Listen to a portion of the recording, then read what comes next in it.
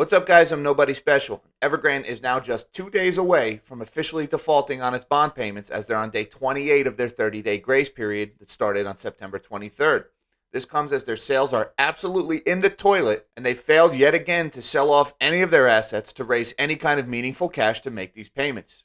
Meanwhile, the Yi Gang and the officials over at the People's Bank of China are just cranking up the dial on the propaganda machine, just going out in full force, declaring, everything's all right, situation normal, we're perfectly fine, we're all fine here now, thank you. How are you?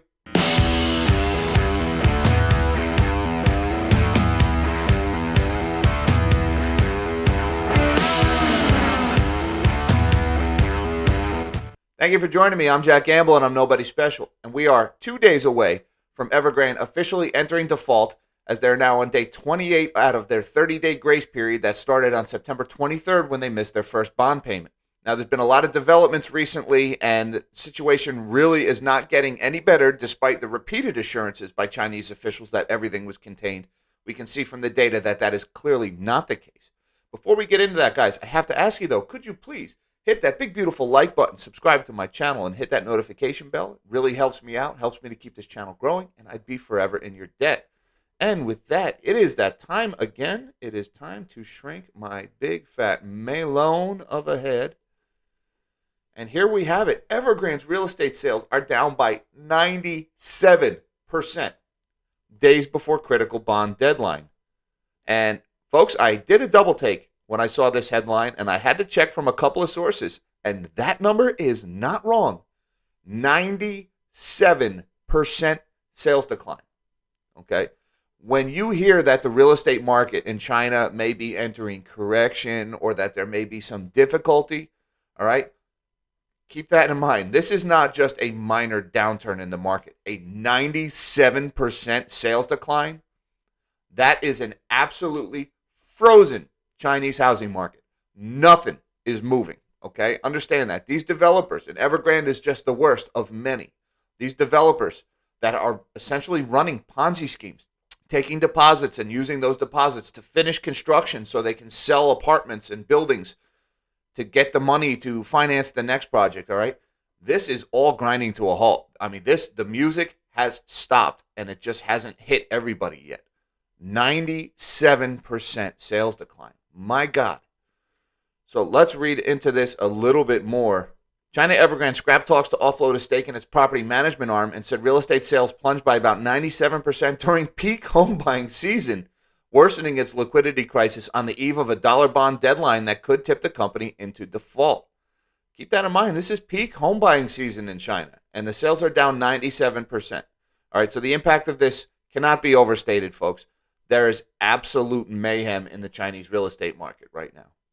In statements to the Hong Kong Exchange late Wednesday, Evergrande added that it had made no further progress on asset sales and may not be able to meet its financial obligations. Its shares plunged as much as 10.5% on Thursday morning after resuming trading following a 3-week halt.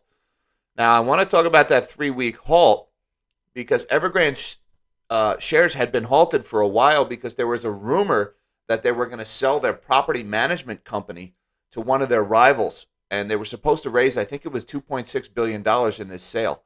Well, that deal is now kaput. That deal has totally fallen apart. That's not happening. And then last week, you remember this deal to sell their corporate headquarters in Hong Kong for, I think it was $1.5 billion. That deal fell apart. So Evergrande is still absolutely unable to sell any of its assets. Like I've been saying for a while now, if you can't sell it, if you can't get any amount of money for it, is it really an asset? Now, there was another story that broke today that I want to read a little bit into that one. China Evergrande secures bond extension as property sector turmoil deepens. Now, do not let this headline deceive you. This is an extension of the bond that was due October 3rd. This is not the bond that they missed on September 23rd. This is not the clock that runs out in 2 days. They were able to secure an extension on this October 3rd deadline bond. I just want to read a little bit here. Evergrande gets extension on jumbo fortune bond. Company chairman adds cash collateral to the fund. So So I want to read a little bit into this here. China Evergrande Group has secured more time to pay a defaulted bond, financial provider Red reported on Thursday, offering rare respite to the developer even as a debt crisis in the broader property sector deepened with more defaults. News with the 3-month-plus extension came a day after Evergrande scrapped a deal to sell a 50.1 stake worth $2.6 billion in a property services unit. And I just want to scroll down a little bit here and emphasize this last line. The bond had been due to mature on October 3rd. So this extension does not reset the clock on Evergrande's default. That clock still runs out on the 23rd, their 30-day grace period for those offshore bonds that they missed payment on.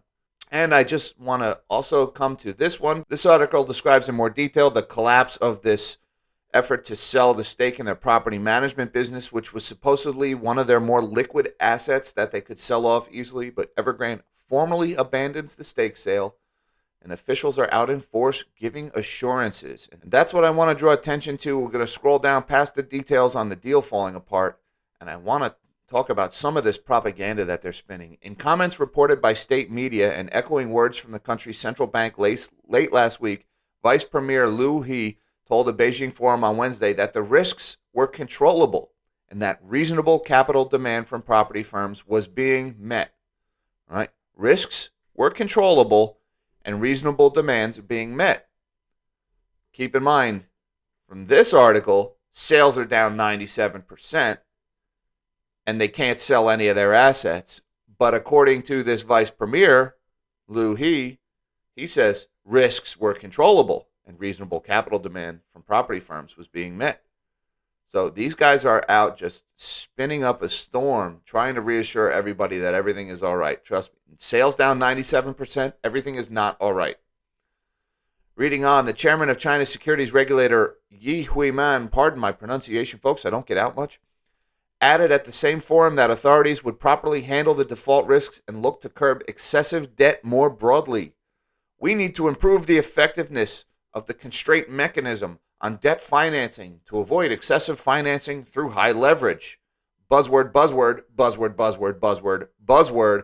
Our property developers are going broke. We can't control it. Our housing market is collapsing, but nothing to see here. Move along, move along. Chinese property developers have total outstanding debt of 33.5 trillion yuan or $5.2 trillion, according to Nomura, equivalent to roughly a third of the country's GDP. Now, don't let this number fool you, this 5.2 trillion number, which in and of itself is a huge number, a huge figure. That's just the actual debt of the developers. Okay, that doesn't include the debts of the contractors, of the suppliers, who are all dependent on payments from the developers to make their payments. And that doesn't include the somewhere around $52 trillion size of the residential real estate market in China. All right, so there is tens of trillions of dollars on the line here if this contagion spreads. And I just want to re-emphasize this 97% number here. Sales down by 97%. Now, that's just Evergrande sales, I want you to keep in mind. But that's not a recession. That is not a gully. That's not a small downturn. All right. Their business is dead. Nobody is buying anything from them. Okay. Keep that in mind. And I want to draw a little bit of attention down here to the blame game section in this article, where they say some of Evergrande's international creditors had also opposed the deal. One of them said, if companies sell assets just before they collapse, creditors have less to claw their money back with. Okay, that's important. Because remember, I did a video a few weeks ago. They sold their stake in a bank, which just blew me away that anybody would buy a bank from these people. But a few days later, the details finally were released that the reason they sold their stake in the bank was that they owed money to that bank and that all the proceeds from that sale went to pay back that bank. So the reason why a lot of these creditors are being opposed to the sale of any assets is they want to make sure they have a place in line to recover some of the money that they're owed. And the more assets Evergrande is able to sell, then Evergrande gets to decide who to pay back first, and these international creditors are screwed. I don't think the international creditors are going to have any recourse anyway, because when the default inevitably happens, when this company finally collapses, international creditors are just, they're not going to get anything, all right? The Chinese are going to bail out their people first. That's what it comes down to. And of course, we round out the article with a nice little reassuring statement from some of these Chinese regulators. Here's Pan Gongsheng, pardon the pronunciation, head of Chinese foreign exchange regulator, added to a chorus of officials trying to soothe concerns, saying excessive tightening by financial institutions and markets on the property sector was being gradually corrected, Financial Magazine reported. Gradually corrected, yes. Sales are down 97%. They're being gradually corrected. Those comments followed a speech by People's Bank of China, PBOC Governor Yi Gang, my favorite guy over there, who said on Sunday that the world's second largest economy is doing well, but faces challenges such as default risk from certain firms due to mismanagement. Yes, the Chinese economy is doing well. Their real estate sector, which makes up a quarter of their GDP, is frozen solid. Their housing market is about to collapse. They have rolling blackouts throughout the country. They can't afford to keep the power on, but they're doing well. Everything's fine here. We're all fine here. How are you? A transcript of the comments released by the PBOC on Wednesday showed Yi also saying that China will fully respect and protect the legal rights of Evergrande's creditors and asset owners in line with repayment priorities laid out by China's laws. In other words, non-Chinese creditors, you are SOL, you get nothing, and good luck to you. All right, so long story short, Evergrande is 2 days away from official default and official collapse. They cannot sell any of their assets. And the sound bites that come out of these Chinese officials will get more and more ridiculous as this situation plays out. Despite what they all say, the situation is not contained. The real estate market in China is absolutely frozen solid. And there is a laundry list of other developers behind Evergrande that are on the brink of collapse. And with a housing market that is showing sales down as much as 97% during peak sales season, you can bet Evergrande will not be the last of these developers to go under. Folks, that's all I got for you right now. I appreciate your time. Thank you for watching this video. Please remember to hit that thumbs up button, subscribe to my channel. Don't forget that notification bell. It really helps me out, helps me to keep this channel growing. Until next time, live small, dream big.